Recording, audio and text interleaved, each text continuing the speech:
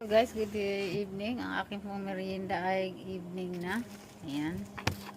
Pagkagaling po namin sa lakad, ito. Ngayon ko lang nabuksan ang aking biko. Kaninang tanghali pa to.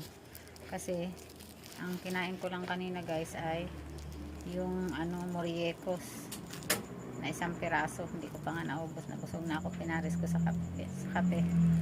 Kain po tayo. Biko.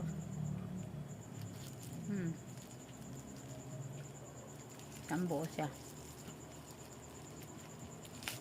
Mga ilang kainan ko to guys. Maraming kainan ko to. Mga 3 kainan siguro o 4. Hindi lang natin siya isasara lahat kasi ng plastic para hindi siya ma-expose. Babalik lang natin sa ref. Tapos natin. Hindi ka ako makain ito be.